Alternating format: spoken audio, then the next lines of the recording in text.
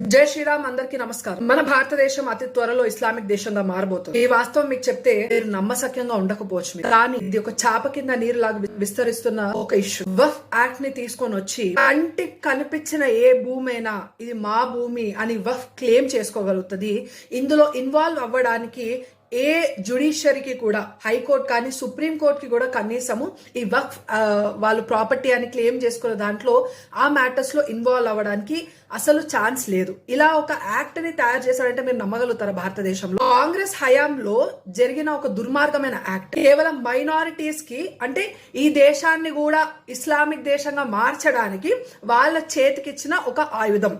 పల్లీలు బఠానీలు అమ్మినంత ఈజీగా మన భారతదేశాన్ని వాళ్ళ చేతిలో పెట్టేస్తారు. కానీ ఇప్పుడు మనకు ఒక అవకాశం దక్కింది. భారతీయ జనతా పార్టీ గవర్నమెంట్ లో ఇప్పుడు మనకున్న ఆపర్చునిటీ ఏంటంటే ఈ వక్ఫ్ యాక్ట్ ఏదైతే ఉందో దీన్ని అమెండ్ చేయమని చెప్పేసి మనము గవర్నమెంట్ కి ఏదైతే కమిటీ ఫామ్ చేశారో ఆ కమిటీకి మనం రిక్వెస్ట్లను పెట్టగలుగుతాం. మీరు ఈ వీడియోలో చూపించిన క్యూఆర్ కోడ్ ని స్కాన్ చేయండి. అది డైరెక్ట్ గా మీ మెయిల్ కి అది రీడైరెక్ట్ చేస్తుంది. జస్ట్ మీ మెయిల్ ద్వారా విత్ ఇన్ నో టైం ఈ మెయిల్ ని మీరు పంపించవచ్చు.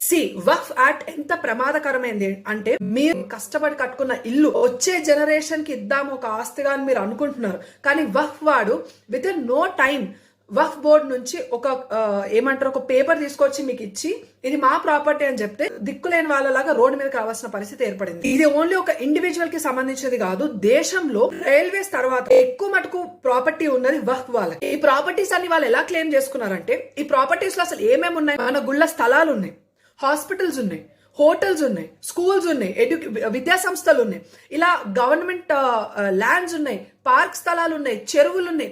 దేన్ని కనిపిస్తే దాన్ని, including villages, 95% of the village మొత్తాన్ని కూడా వక్ఫ్ వాళ్ళు క్లెయిమ్ చేస్తే అప్పటికప్పుడు విలేజెస్ వాళ్ళందరినీ కూడా ఆ ఊరి నుంచి తరిమికొట్టారు. ఇలాంటి వీడియోలు కానీ ఇలాంటి కాంటెంట్ కానీ మీకు ఎక్కడ కూడా కనిపించదు. ఏ మీడియా వాళ్ళు కూడా కవర్ చేయరు. కానీ ఇది భారతదేశానికి అతి త్వరలో రాబోతున్న ఒక పెను ప్రమాదం. ఇన్ని రోజుల నుంచి తల బాదుకొని మరి ప్రతి ఒక్కరికి అర్థమయ్యేలాగా చెప్తున్నాం. ఈ వక్ఫ్ బోర్డు వల్ల, ఈ వక్ఫ్ యాక్ట్ వల్ల ఇది ఎంత ఘోరమైన యాక్ట్. సెక్యులరిజం